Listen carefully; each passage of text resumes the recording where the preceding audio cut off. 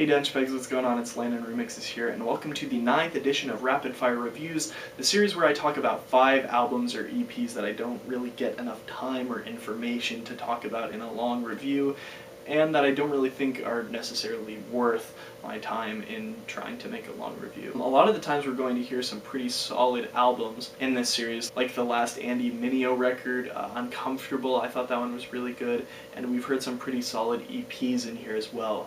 I just might not necessarily think I have enough to say about it, and I kind of just take in the music, enjoy it, and just want to add it to my channel, throw in a review, give a number, because I really like being able to do that. And I think at the end of the year I'm going to give a list or so of everything that I've reviewed and kind of put it into perspective.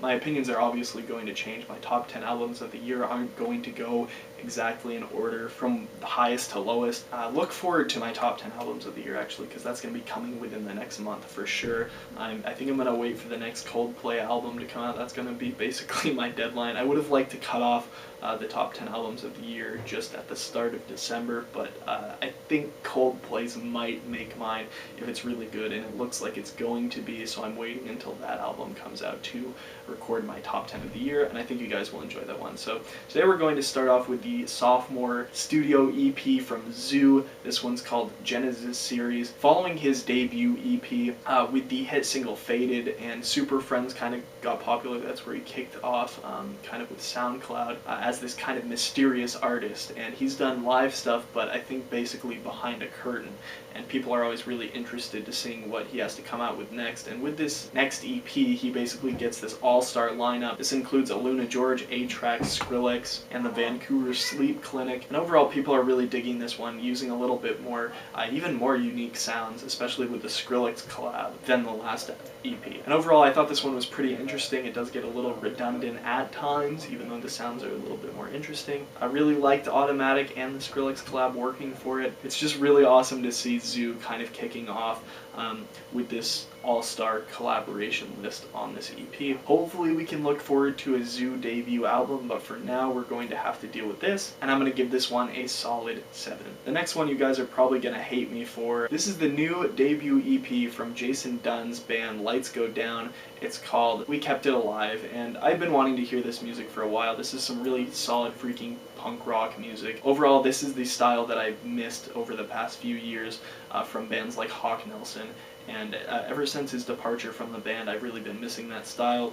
And as this is finally coming back, although I don't think they necessarily kept it alive, I think this is definitely a rebirth, and I'd like to see some evolvement with maybe a debut album. I'd like to see them use some interesting sounds, but for now this EP is going to do, and it sounds pretty freaking good. So I'm going to give this one an 8.5, highly for nostalgia purposes. Really missing bands like Blink-182 and Hawk Nelson, and I think this one works for the most part. Next one I'm going to talk about is the 3rd studio album from Caravan Palace. No idea how this thing's supposed to be pronounced, but it'll be in the title or whatever, so you'll be able to see it. Overall, this one was really freaking cool. Really awesome to hear this kind of electro swing style. It's basically jazz mixed with electronic music, and it's really interesting to hear. A lot of the sounds do get pretty redundant. A lot of these sounds, though, are exactly what I liked in the debut Noisy Freaks album last year, which did make my top 10. And since I'm hearing kind of a return to that, I really did enjoy this album. If you're really into that French house sound, if you're into classic Daft Punk, I think you're going to enjoy this one. Overall, pretty freaking solid album, so I'm going to give this one a 6.5, like I said, basically because of the redundancy of this record. Overall, pretty interesting, and I think people are going to enjoy this one. This is definitely going to be a definitive album for the group, I think. Next one I'm going to talk about is the debut album from Arty. This one's called Glorious, and I've been into Arty a while, especially following the release of his collab with Chris James called Together We Are. That came out quite a number of years ago, actually. It was either 2013 or 2011. Not really sure. Whatever it was, it came out a long friggin' time ago. I've been looking forward to hearing something major from Arty for a long time.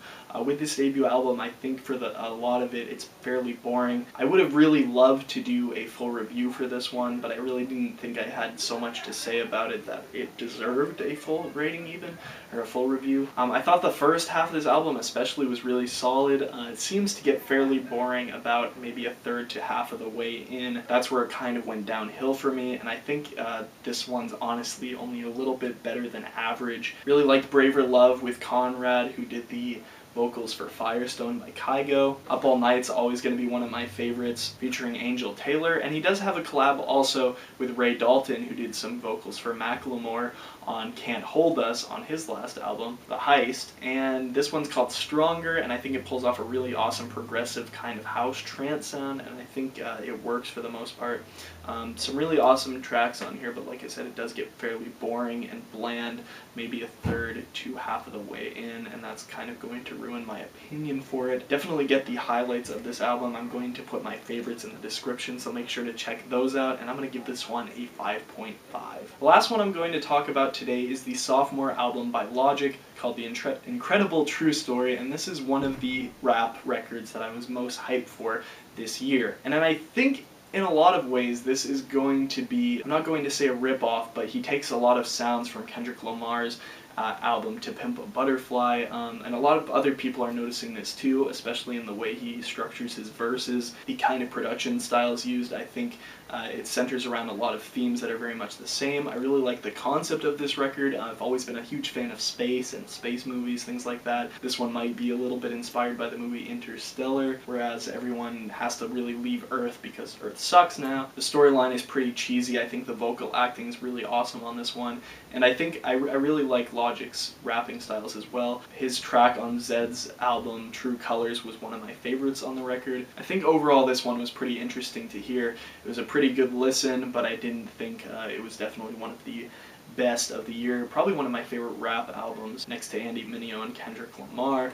Would love to hear some more music from J. Cole, maybe in the next year. I hear him and Kendrick are working on a collab album, so that's going to be really awesome. I think overall I'm going to give this one a 7.5, which is about 3/4 good. Like I said, just a little bit of redundancy, and the fact that a lot of his styles pull so blatantly from Drake and Kendrick Lamar. I don't think this one deserves much higher than a 7.5. I think that's a pretty fair rating. Anyway, what do you guys think of this edition of Rapid Fire Reviews? Make sure to listen to all the albums and tell me what you think. If you're not trying to listen to them, maybe avoid the Arty one for the most part. Like I said, go check out my favorites. They're going to be in the description like they always are. If you didn't know that, I always put the ratings. You don't even have to freaking watch the video. You can just look in the description where all the ratings and my favorites are listed. And on regular reviews, you'll see my least favorites too. I don't tend to write my least favorites for rapid fire reviews because I don't think it really deserves to feature that much, because it's already hard enough to pull out favorites for albums that I didn't really have to say a lot about, that I thought were structured a little bit blander compared to the ones that I do full reviews for. So anyway, I hope you guys enjoyed this 9th edition of Rapid Fire Reviews, and I'll see you guys later. Peace.